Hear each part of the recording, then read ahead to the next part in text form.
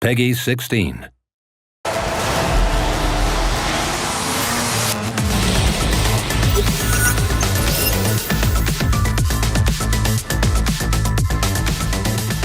Screamer is an arcade racing game fueled by brand new gameplay mechanics. One of them is the Eco. The Eco is a system that allows players to gain two different types of energy. One of them we call the Sink, and the other we call the Entropy. Sink is the main one and can be gained by doing different actions throughout the race.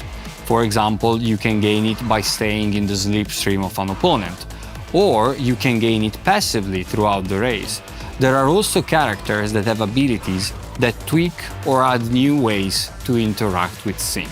But the most important action that the player can do to gain Sync is performing an active shift. Active shift is a simple but very effective mechanic, because when the RPM of the engine is reaching a critical threshold, you can tap a button and engage the upshift. Doing so has a connection with the story and the overall idea, because you are in groove with the race and with your car, so you get the most out of it, getting a slight push from the engine, but also critically a gain in the sync. So active shifting needs a little concentration, but gets you a great reward in building up the sync throughout the race. The main action that you can perform when you have enough sync is the boost. The boost is a very traditional action in any arcade racer, but in Screamer we tried to put our own twist on it. Basically, boost is performed by releasing the button at a certain time. But if you release it at the perfect time, you can get what we call a perfect boost. And the perfect boost gives you an additional force for the car, which goes faster and also lasts a little bit longer. So boost is very important throughout the entire race. But boost is not the only thing that you can do when you have enough sync. Shielding is the other way to use the sync resource, because the Screamer blends the racing part and the fighting part seamlessly.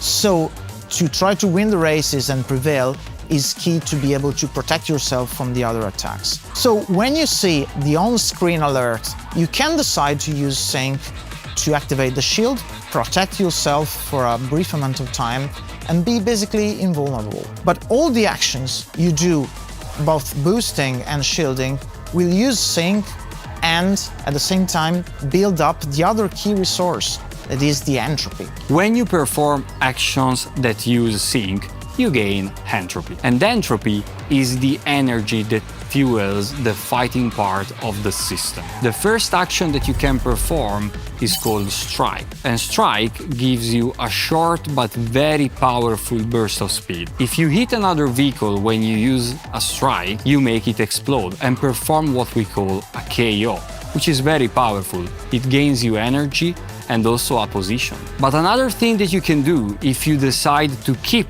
the entropy instead of spending it for a strike is use the ultimate ability, the Overdrive. The Overdrive is the ultimate weapon in Screamer, so you can decide to save the full entropy bar and use it completely to enter the Overdrive state. There, you'll be much faster, you'll have the shield engaged for a brief amount of time, and whenever you touch an opponent, you'll KO them immediately.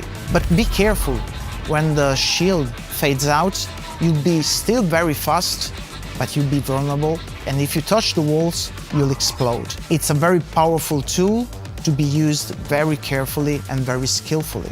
We've been talking a lot about fighting and KOs, but don't be afraid. When you get KO'd, you don't restart from still, but you restart in motion thanks to the ecosystem. So you'll be able to rejoin the competition and stay into the groove and fight for the lead. So, when you take into consideration all these gameplay mechanics, you can easily imagine that each race in Screamer can be very unique. And on top of that, you have to consider for the differences in character abilities and also the differences in vehicle handling. So I think we can fairly say that there's quite the evolution in each race. Yes, and races evolve throughout the laps because at the very beginning you have no sink and no entropy, but then you'll be start to build the sink and use it, but how to use it? To be faster and to protect yourself with the shield. And then you'll build entropy, but choices again. Should use it for strike or save it for overdrive. So there's a lot of different strategies you can use to really be prevailing into the races. And there's a lot of evolution from the beginning to the end. And now we are thinking about the single player part of the game, so racing against the AI. But we can assure you that the experience of the game gets turned up to 11 when you go online and race with your friend in a team.